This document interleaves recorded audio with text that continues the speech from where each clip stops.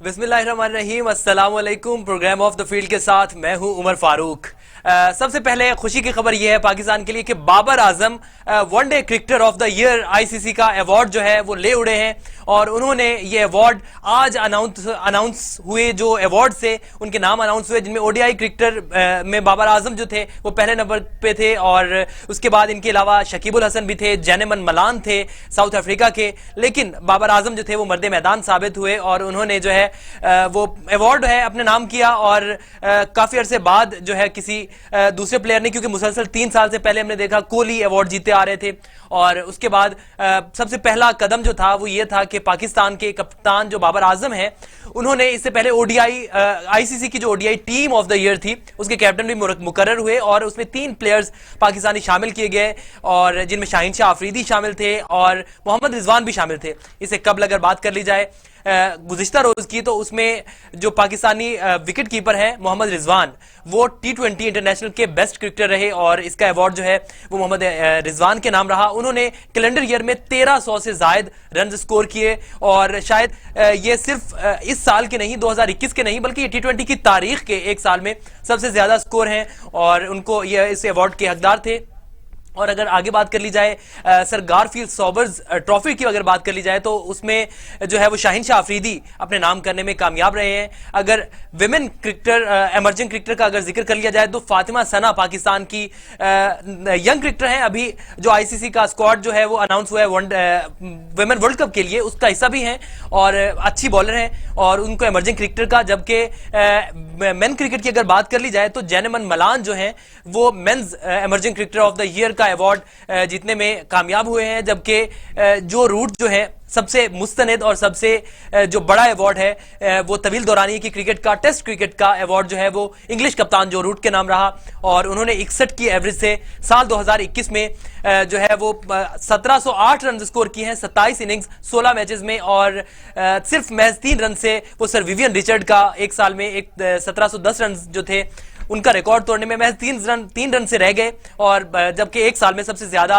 Score करने का test cricket में रिकॉर्ड जो है वो मोहम्मद यूसुफ के पास है। उन्होंने साल 2006 में 1788 रन बनाए जो कि अभी तक एक रिकॉर्ड है और अभी तक इस रिकॉर्ड को कोई तोड़ नहीं सका है। 16 साल गुजर चुके हैं और रिकॉर्ड बनते टूटने के लिए हैं, लेकिन अब देखना यह है कि मुस्तकबिल में ये रिकॉर्ड कौन तोड़ेगा। जो रूट के पास अच्छा चांस था, उनके पास मौका भी था, वो जीत सकते थे, लेकिन बदकिस्मती से वो ये अवार्ड अपने नाम करने में नाकाम रहे।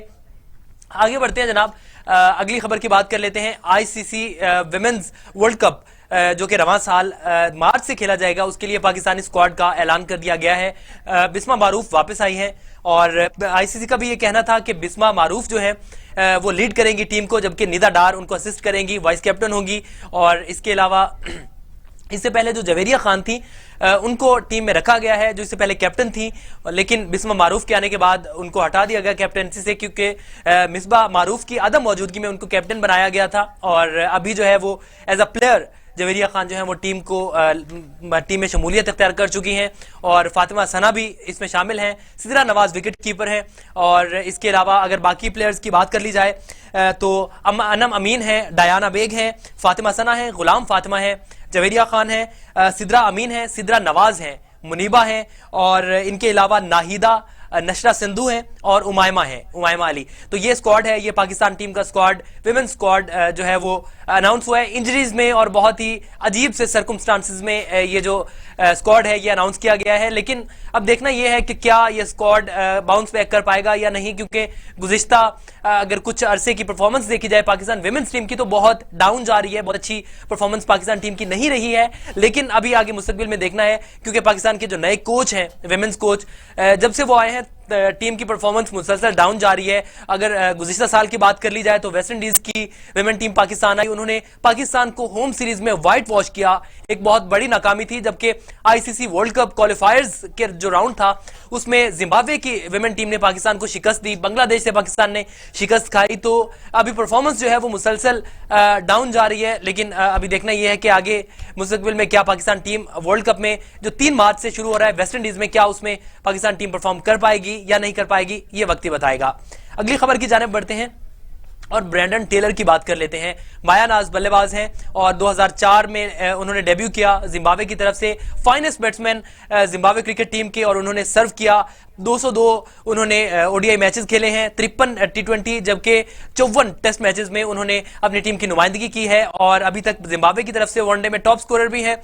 लेकिन उनकी तरफ से एक इल्जाम लगाया गया कि जो बुकीज थे, कुछ इंडियन बुकीज, उन्होंने राब्ता किया उनसे और ये इंकिशाफ उन्होंने ट्विटर पर किया कि 2019 में उन्होंने, एक बिजनेसमैन थे इंडिया के, उन्होंने उन्हें इनवाइट किया और उन्होंने कहा कि उनको किसी स्पॉन्सरशिप, किसी क्रिकेट लीग के स्पॉन्सरशिप के बारे में बात करनी है उनसे, और उनको इंडिया बुलाया गया। और ये स्टेटमेंट थी उनकी ब्रैंडन टेलर की। उनका ये कहना था कि ये ऐसे वक्त में सारा कुछ हुआ जब उनको जिम्बाब्वियन क्रिकेट बोर्ड की तरफ से 6 माह से तनख्वाह भी नहीं मिली थी। तो वो, उनका ये कहना था कि वो इंडिया गए और उनको नशावर जो चीजें थी कुछ वो खिलाकर उनकी वीडियो बनाई गई और बाद में उनको ब्लैकमेल किया जाने लगा कि उनको मैच फिक्सिंग करनी पड़ेगी, और $15,000 जो थे वो एडवांस की मद में उन्होंने ले लिए। और उसके 4 माह बाद उन्होंने आईसीसी का जो पैनल है, जो ड्रग्स और ये बुकीज और ये सारा कुछ देखता है, उसको आईसीसी पैनल को उन्होंने इन्फॉर्म किया। लेकिन आईसीसी पैनल ने जवाब ये पेश किया कि 4 माह बाद उन्होंने क्यों ऐसा इकदाम उठाया और 4 माह बाद बताने का क्या मकसद था, जबकि उनको वक्त पर फौरन बता देना चाहिए था। लेकिन ब्रैंडन टेलर का ये कहना है कि मेरा जो जमीर है वो मुतमईन है, मैं खुश हूं। और उन्होंने कहा मैं एक्सपेक्ट कर रहा था आईसीसी से कि आईसीसी मेरा साथ देगा, लेकिन आईसीसी उसके अगेंस्ट जा रहा है। और अब जो है वो उम्मीद ये की जा रही है और खबरें ये गर्दिश कर रही हैं कि शायद ब्रैंडन टेलर पे ताहयात पाबंदी जो है क्रिकेट खेलने पे, इंटरनेशनल क्रिकेट के लिए वो लग जाएगी। लेकिन अगर देखा जाए तो वो अपनी अच्छी क्रिकेट जो है वो खेल चुके हैं और उन्होंने 18 साल तक टीम की नुमाइंदगी की है और अपनी अच्छी क्रिकेट खेल चुके हैं। और उन्होंने एक ट्वीट किया, उन्होंने ट्वीट में भी ये कहा कि वो शायद क्रिकेट को, उन्होंने भी इन इरादों का इजहार किया कि शायद वो क्रिकेट को खैराबाद कहने वाले हैं, लेकिन अभी कोई फैसला नहीं लिया है। ये आईसीसी की तरफ से जब फैसला आएगा तो उसके बाद ही जो ब्रैंडन टेलर हैं वो कोई फैसला लेंगे और उसके बाद ही ये देखना पड़ेगा कि क्या उन पर लीग्स में भी पाबंदी लगती है या सिर्फ इंटरनेशनल क्रिकेट के दरवाजे उन पर बंद होते हैं। आगे आते हैं, अगली खबर की बात कर लेते हैं जनाब एहसामुल हक की। एहसामुल हक की कामयाबियों का सिलसिला जारी है और उन्होंने क्वार्टर फाइनल के लिए मिक्स्ड डबल्स में क्वालिफाई कर लिया है, जबकि गुज़िश्ता रोज अगर बात की जाए एक और मैच की, मेन डबल्स के जो मुकाबले थे मेंस के, उसमें उन्हें शिकस्त हुई, कोरियन और अमेरिकन हरीफ से उन्हें शिकस्त हुई। लेकिन मेंस डबल का मुकाबला जो है वो उन्होंने जीत लिया है, चौथा मरहला, और उसके बाद उन्होंने क्वार्टर फाइनल के लिए क्वालिफाई कर लिया है। और मुसलसल अगर ओवरऑल देखा जाए तो अच्छी परफॉर्मेंस 40 साल हमारे टेनिस स्टार की और अच्छा परफॉर्म कर रहे हैं। इससे पहले उन्होंने आलमी नंबर 1 जो थे माहूट, उनको भी शिकस्त दी और अच्छी परफॉर्मेंस जो है मुसलसल उनकी जानिब देखने में आ रही है। जबकि फाइनल में उनका मुकाबला जो है वो चेक के एस्कोबर से होगा और एक्वाडोर के गोंजालो, उनकी जो जोड़ी है वो मुकाबला करेगी एहसामुल हक का, और एहसामुल हक का जो साथ है वो देंगे कोरियन, उनके जो उनका साथ देंगे। और जो जापानीज उनकी जो विमेन जोड़ी है वो एक जापानीज नायोमी के साथ है, और उसको दोनों जो जोड़ी है डबल्स की, क्योंकि एक खातून है और एक मर्द है, तो ये मिलके जो है ये जोड़ी का मुकाबला करेंगे और कल उनका मैच खेला जाएगा। अब देखना यह है कि एहसामुल हक क्या उसी तरह से लीड कर पाएंगे और उसी तरह से मैच जीत पाएंगे और आगे सेमीफाइनल्स के लिए क्वालिफाई कर पाएंगे या नहीं कर पाएंगे। आखिरी खबर की बात कर लेते हैं साउथ अफ्रीका और इंडिया की। टेस्ट मैच के बाद, टेस्ट जो सीरीज थी उसमें हारने के बाद इंडिया को वनडे इंटरनेशनल सीरीज जो है उसमें भी हजीमत का सामना करना पड़ा और बहुत बुरी तरह से जो है वो मेजबान साउथ अफ्रीका ने उनको हराया, व्हाइट वॉश कर दिया। 3 वनडे मैचेस की सीरीज थी, 3-0 से अपने नाम की, और गुज़िश्ता रोज खेले जाने वाले मैच में जो तीसरा और आखिरी वनडे मैच था उसमें 287 रन बनाए मेजबान टीम ने, साउथ अफ्रीका ने। उनके जो विकेट कीपर हैं क्विंटन डिकॉक, उन्होंने 124 रन की शानदार इनिंग्स खेली ओपनिंग में और अच्छा आगाज जो था वो फ्राहम किया, और रसी वैंडर ड्यूसन ने भी जो है वो 50 स्कोर की। और उसके ताकुब में जो है 288 रन के ताकुब में जब इंडिया की टीम जो है वो मैदान में उतरी तो परफॉर्मेंस स्टार्ट से ही डाउन रही, लेकिन बीच में पहली 2 विकेटें गिरने के बाद कोहली ने टीम को संभाला और कोहली ने 65 स्कोर किए। और उसके अलावा उन्होंने ओवरऑल अच्छी परफॉर्मेंस दी और शेखर धवन जो थे ओपनर, उन्होंने 61 रन बनाए, अच्छी परफॉर्मेंस दी। दीपक चहार 54 रन के साथ नुमाया रहे। और अगर बॉलिंग की बात की जाए साउथ अफ्रीका की, तो लुंगी नगीदी जो थे उन्होंने 3 खिलाड़ियों को आउट किया और फ्लिकुआयो जो थे उन्होंने भी 3 खिलाड़ियों को आउट किया। लेकिन मैन ऑफ द मैच जो थे वो क्विंटन डिकॉक रहे। 124 रन की शानदार इनिंग्स उन्होंने खेली, 6 चौके और 2 छक्के उनकी इनिंग्स में शामिल थे। और ये था आज का राउंड अप। ये थी आज की स्पोर्ट्स की खबरें और इन पर डिस्कस भी करेंगे, इन पर बात भी करेंगे। यहां पे वक्त एक छोटे से ब्रेक का, वापस आते हैं और वापस आकर इस पर डिस्कस करते हैं।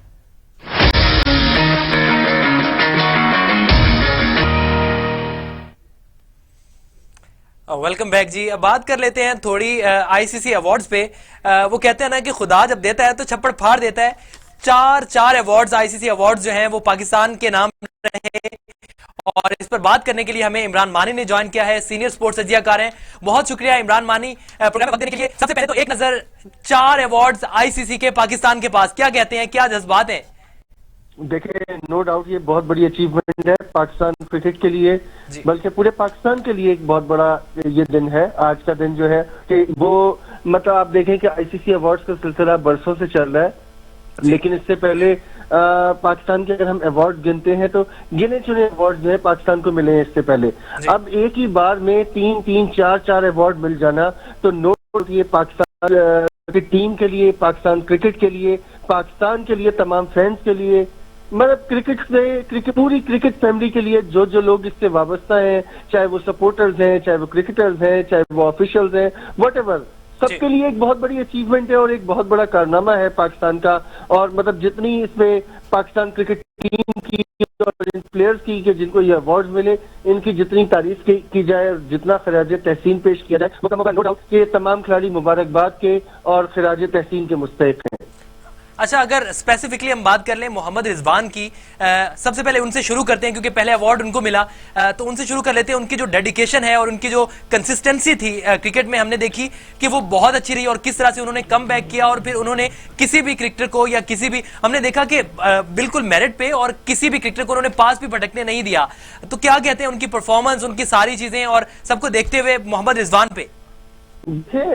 उमर, जो कहते हैं ना कि टैलेंट जो होता है वो बोलता है, टैलेंट खुद बोलता है। तो वो वाली बात है कि रिजवान ने, हालांकि एक ऐसे वक्त में उनकी टीम में एंट्री हुई कि उनसे पहले सरफराज टीम में थे, उनके होते हुए बाज मौके पे जब रिजवान को चांस मिले, स्पेशली लिमिटेड ओवर क्रिकेट में, तो उन्होंने वहां पे परफॉर्म किया। लेकिन ये ऑब्वियसली कि सरफराज अहमद चूंकि कप्तान थे, तो इस वजह से रिजवान की जगह नहीं बन पा रही थी। मैं यहाँ पे खुदा न खास्ता सरफराज को क्रिटिसाइज नहीं कर रहा, अनफॉर्चुनेटली सरफराज ठीक है कंटिन्यू नहीं कर पाए, वट एवर द रीजन वो लेकिन जो रिजवान को चांस मिला, उन्होंने उस चांस को अवेल किया और पूरी तरह उन्होंने डेडिकेशन के साथ और अपनी जो एक पोटेंशियल था उसको शो किया। मतलब इससे बड़ी एग्जांपल क्या होगी डेडिकेशन की कि एक शख्स जो है रात आईसीयू में गुजारता है और उसके बाद अगले दिन चला जाता है और मैच खेलने चला जाता है। उसकी तस्वीरें देख के जो है फ्रेंड्स जो है या सोशल मीडिया पे थली मच जाती है, लोग देख के हैरान रह जाते हैं कि रिजवान इस हालत से गुजर कर आए, लेकिन वो फिर जो है वो जाता है और वो पाकिस्तान को रिप्रेजेंट करता है और ग्राउंड में उतर जाता है। तो जब आपकी डेडिकेशन का ये आलम होगा और जब आपकी कमिटमेंट ऐसी होगी, तो नो डाउट कि फिर कामयाबियां खुद आपके कदमों में आएंगी और आपको जो है फिर कामयाबियों के पीछे नहीं भागना पड़ेगा, फिर कामयाबियां आपका पीछा करेंगी। और यही चीज हमने रिजवान की सूरत में देखी है कि आप चाहे वनडे क्रिकेट की बात करें, चाहे T20 क्रिकेट की बात करें, जहां जहां रिजवान को चांस मिल रहा है वहां रिजवान ने परफॉर्म किया। हालांकि रिजवान पे एक टाइम पर बड़ा क्रिटिसिज्म भी किया गया, बाज सर्टेन पीपल्स की तरफ से, बाज क्रिकेटर की तरफ से, बाज नाकदीन की जानिब से रिजवान को बड़ा क्रिटिसाइज भी करते रहे लोग मुख्तलिफ रीजन की बुनियाद पे। लेकिन रिजवान ने कभी भी, आप देखें बात क्या होती है कि आपका फोकस कितना होता है, रिजवान ने ये बताया है, मतलब कि आप किस तरह फोकस होते हैं। उन्होंने परवाह नहीं की कि लोग क्या कहते हैं, इधर उधर के लोग क्या बातें करते हैं, उनके हवाले से क्या कहते हैं। उन्होंने टोटल अपना जो परफॉर्मेंस थी, अपने रिजल्ट से उनके ऊपर फोकस किया, उनके ऊपर ध्यान दिया और आज आपके सामने रिजल्ट है कि आप T20 के बेस्ट प्लेयर करार पाए हैं, फिर वो और भी अवार्ड के लिए नॉमिनेट हुए और मतलब हर जगह रिजवान की वाह वाह हो रही है। तो मतलब वो हम बीइंग अ मुस्लिम हम इस बात पे ईमान भी रखते हैं कि वह तो मंतशाओ वह तो जिल्लु मंतशाओ, कि अल्लाह ताला जिसे इज्जत दे और अल्लाह ताला जिसे चाहे जिल्लत दे। तो आज हमारे सामने ये मिसाल है कि अल्लाह ताला ने उनको इज्जत दी और उसकी वजह यही कि उन्होंने जिस तरह मेहनत की, जिस तरह परफॉर्म किया, आज हमारे सामने है। अल्हम्दुलिल्लाह अल्हम्दुलिल्लाह। बेशक अगर बाबर आजम की बात कर ली जाए इमरान, तो बाबर आजम की डेडिकेशन और उनकी जो क्रिकेट थी यकीनन बहुत ही मजेदार रही, साल बहुत मजेदार रहा। और सबसे बड़ी बात यह है, एक खुशी की बात है कि कोहली बेशक बहुत अच्छे क्रिकेटर हैं, बहुत अच्छे कैप्टन थे, लेकिन क्या हम कह सकते हैं कि अब कोहली का दौर जो था वो खत्म। क्रिकेटर तो वो बहुत अच्छे हैं, लेकिन बाबर आजम ने उनको रिप्लेस कर दिया इंटरनेशनल क्रिकेट में, हम कह सकते हैं। फिर भी अभी भी मैं कहूंगा कि ये थोड़ा सा जल्दी होगा हमें ये कहना। नो डाउट कि बाबर बहुत बड़े बैट्समैन है। पहले तो मैं विराट कोहली की अगर आपने बात की तो बेशक हमारे बाज फैंस को ये चीज बड़ी नागवार भी लगे, क्योंकि ज़ाहिर आपको पता है कि पाकिस्तान इंडिया की जहां बात आती है तो बात क्रिकेट से बड़ी आगे चली जाती है, बात जज्बात तक चली जाती है। लेकिन अगर मैं क्रिटिक के तौर पे बात करूंगा, एक छोटे से एक्सपर्ट के तौर पे बात करूंगा, तो मैं बखुदा मैं ये कहूंगा कि मैं चाहूंगा कि विराट कोहली एक बार दोबारा अपनी उस फॉर्म में और अपनी उस शेप में नजर आए जो विराट कोहली की पहचान है। देखिए, हमें जब क्रिकेट होती है या जो गेम होता है या स्पोर्ट्स होता है, ये इसकी कोई सरहदें नहीं होती हैं, ये तमाम चीजों से बालातर हो जाता है। फिर ये आपको कंट्रीज से बाहर, ठीक है, हमारे जज्बात या हमारा हुब्बुल वतनी एक फैक्टर जरूर है, उससे इनकार नहीं है, लेकिन जब आप किसी चीज पे बात कर रहे होते हैं या ऑब्जर्व कर रहे होते हैं तो आपको न्यूट्रल होकर बात करनी पड़ती है। तो नो डाउट कि विराट कोहली बहुत बड़ा नाम है क्रिकेट का, और मैं पर्सनली मैं चाहूंगा कि विराट कोहली दोबारा अपने उसी प्राइम पर वापस आए।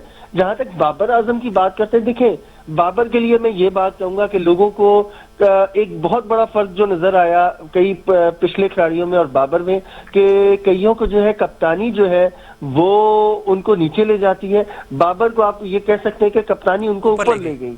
नो डाउट कि बाबर पहले भी परफॉर्म करते आ रहे थे, लेकिन आप ये देखिए कि बाबर मतलब एक बड़ा जो फर्क नजर आता है कई पाकिस्तानी पुरानी क्रिकेटर्स में भी और दुनिया के कई बड़े बड़े क्रिकेटर्स में, कि जब उनको कप्तानी मिलती है तो उनकी परफॉर्मेंस जो है वो मुतासिर होती है। लेकिन आपको बाबर में ऐसा नजर नहीं आया, और बल्कि बाबर की जो परफॉर्मेंस है वो आफ्टर कैप्टनसी अगर आप देखते हैं तो वो ज्यादा निखर कर सामने आई है, कि मतलब उसने इस चीज को बोधन नहीं किया कि वो कप्तान है, उसने अपनी परफॉर्मेंस में फोकस किया है। मतलब उसकी एक अच्छी चीज बाबर आजम की जो हमें नजर आती है कि उन्होंने अपना कोई मतलब आप देखें कि अमूमन ऐसा होता है कि वो मिस्टेक को रिपीट नहीं करते। कभी भी अगर एक बार कोई मिस्टेक होती है तो दोबारा आपको उस तरह का शॉट खेलते हुए आउट होते हुए नजर नहीं आएंगे। वो मतलब डे बाय डे उनकी जो क्रिकेट है, उनकी जो टेक्निक है वो निखर रही है उसमें। मतलब वो उन्होंने चीजों को लर्न बहुत अच्छा किया, बहुत अच्छे लर्नर हैं। फिर साथ में उन्होंने इम्प्रोवाइजेशन भी दिखाई है, कई जगहों पे खुद उन्होंने चीजों को इम्प्रोवाइज किया है। तो मतलब ये जब चीज होती है, मतलब हम ये कह सकते हैं कि जो टॉप टियर के बैट्समैन हैं, जो मतलब वो बैट्समैन जो बड़े ऐसी क्लास जो होती है, देखिए अच्छे खिलाड़ी आपके पास हर दौर में रहते हैं, 1 2 3 अच्छे प्लेयर्स होते हैं, लेकिन जो लेजेंड्स कह लें या सुपरस्टार्स कह लें या एक जो टॉप टियर के बैट्समैन होते हैं वो बड़ी मुद्दतों के बाद आपके पास आते हैं। जिस तरह अगर हम पिछली चंद दहाइयों में देखें, इंजमामुल हक थे या मोहम्मद यूसुफ थे या यूनुस खान थे, ठीक है ना। अब उस जो क्लास में हर दौर में एक ही ऐसा बैट्समैन होता है, तो एक अरसे के बाद आपको कोई ऐसा बैट्समैन नजर आए जिसको आप उस क्लास पर लेके जा सकते हैं। अच्छा, अगर बात कर ली जाए शाहीन अफरीदी की सरगार फील्ड सोबर्स ट्रॉफी जो है वो उनके नाम रही, तो क्या मुस्तकबिल में हम एक्सपेक्ट कर रहे हैं कि जो शाहीन अफरीदी हैं वो भी ODI cricketer of the year या टी20 क्रिकेटर ऑफ द ईयर कोई भी एक अवार्ड जो है वो अपने नाम करेंगे?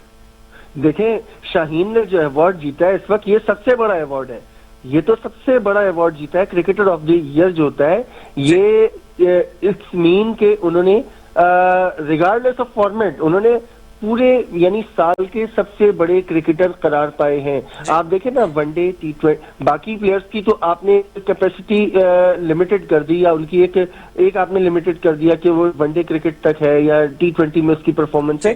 क्रिकेटर ऑफ द ईयर का मतलब है कि he is a complete package. मतलब आप अगर T20 वनडे और टेस्ट उन्होंने तमाम फॉर्मेट्स में परफॉर्म किया है शाहीन शाह अफरीदी ने, जिसकी बुनियाद पे वो क्रिकेटर ऑफ द ईयर करार पाए हैं। हालांकि अमूमन ये रिवायत रही है, अगर मैं थोड़ा सा हिस्ट्री में जाऊं, अमूमन ऐसा देखा है कि जो player test cricketer of the year होता है वही cricketer of the year award ले जाता है, क्योंकि टेस्ट क्रिकेट में उसको चांस जरा ज्यादा मिलता है, उसके स्टैट्स जो है ज्यादा प्रोमिनेंट होकर सामने आ जाते हैं। लेकिन यहाँ पे जॉ रूट भी थे, हालांकि जॉ रूट ने टेस्ट क्रिकेटर का अवार्ड जीता है और क्रिकेटर ऑफ द ईयर के लिए भी नॉमिनेट थे, लेकिन क्यों शाहीन अफरीदी को अवार्ड क्यों मिला? इन्होंने टेस्ट क्रिकेट में भी परफॉर्म किया, इन्होंने T20 क्रिकेट में भी परफॉर्म किया, दो फॉर्मेट्स में इनकी परफॉर्मेंस। तो शाहीन अफरीदी तो इस वक्त शाहीन जो मैं बाबर आजम के लिए बात कर रहा हूँ कि टॉप टियर के जो क्रिकेटर्स हैं उनमें शामिल हो चुके हैं, मतलब ट्रांसफॉर्म कर चुके हैं खुद को अपर क्लास में, जो क्रिकेट की अपर क्लास है उसमें वो अपने आप को शमूलियत करा चुके हैं। शाहीन अफरीदी भी मतलब जिस तरह कंटिन्यूटी उनकी बॉलिंग में नजर आ रही है, चाहे आप वो फास्ट बॉल T20 क्रिकेट देखें या व्हाइट बॉल क्रिकेट देखें, रेड बॉल क्रिकेट देखें, जो भी आप देख लें, फिर ये चीज मैटर नहीं करती है। आप समटाइम होता है कि उनसे नई बॉल कराते हैं, बीच में भी आप उनको ले आते हैं, वनडे क्रिकेट में स्पेशली मतलब डिफरेंट उसमें एरियाज में बॉलिंग करते हैं। तो शाहीन अफरीदी जाहिर सी बात है जब उनको ये अवार्ड मिला है तो ये एक एतराफ है इस बात का कि उनकी परफॉर्मेंस का, और हम उम्मीद कर सकते हैं कि अगर इसी परफॉर्मेंस को कंटिन्यू रखते हैं तो वो इससे भी कहीं आगे। देखिए अवार्ड्स, मैं कहता हूं कि अवार्ड्स इतना मैटर नहीं करते। अगर आप एक छोटी सी एग्जांपल उमर आपको देता हूं कि रिसेंटली हमने देखा कि पाकिस्तान ने जो T20 क्रिकेट में मुसलसल फतूहात हासिल की, हर मैच में different man of the match था, लेकिन उसमें बाबर आजम नहीं थे। कई मैचेस तक Babar Azam man of the, हालांकि बाबर आजम जो है उनकी परफॉर्मेंस आपके सामने है कि बाबर आजम जो है वो परफॉर्म भी कर रहे हैं, लेकिन लिहाजा कहने का मतलब है अवार्ड इतना मैटर नहीं करते, आपकी कंटिन्यूटी मैटर करती है।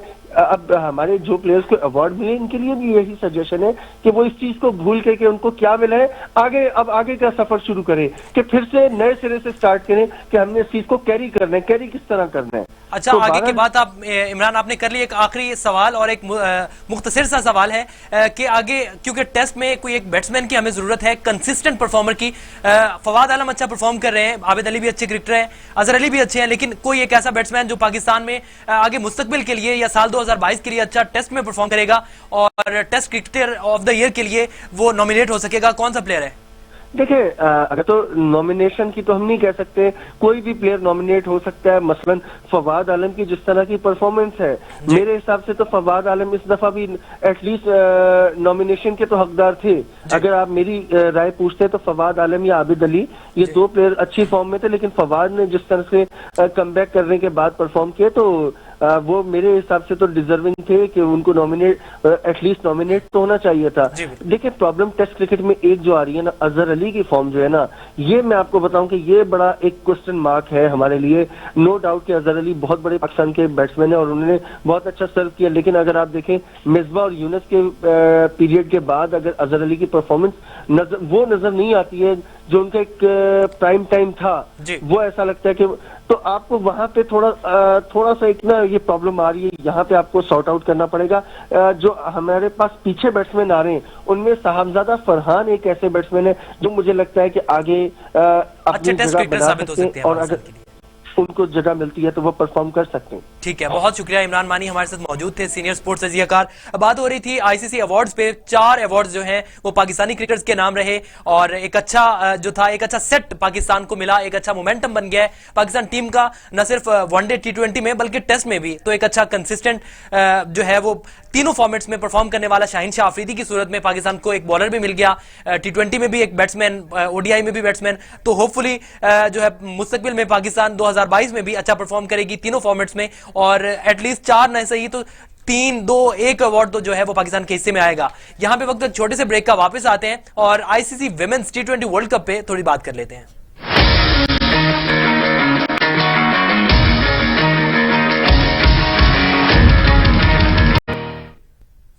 वेलकम बैक जी। बात कर लेते हैं थोड़ी आईसीसी विमेंस वर्ल्ड कप की। पाकिस्तान टीम के लिए का जो स्क्वाड है वो उसका ऐलान कर दिया गया है पीसीबी की जानिब से और मिसबा मारूफ को क़यादत सौंपी गई है। निदा डार वाइस कैप्टन है, जबकि मिसबा मारूफ की अदम मौजूदगी में पाकिस्तान टीम को लीड करने वाली जवेरिया खान जो है वो टीम में एज अ प्लेयर शामिल है, लेकिन उनको कोई जिम्मेदारी जो है वो नहीं सौंपी गई है। और अगर बाकी स्क्वाड की बात कर ली जाए तो उसमें आलिया रियाज है, अनम अमीन है, डायना बेग है, निदा डार है और गुलाम फातिमा है, फातिमा सना हैं जिनको अभी रिसेंट में आईसीसी अवार्ड जो है वो भी दिया गया है, वो भी इसमें शामिल है। ICC emerging women cricketer of the year रही और उनकी परफॉर्मेंस, राइट आर्म बॉलर है, मीडियम फास्ट बॉलर है, अच्छा परफॉर्म किया उन्होंने रिसेंट में, प्रीवियस ईयर में, और एमर्जिंग विमेन क्रिकेटर की हकदार ठहरी।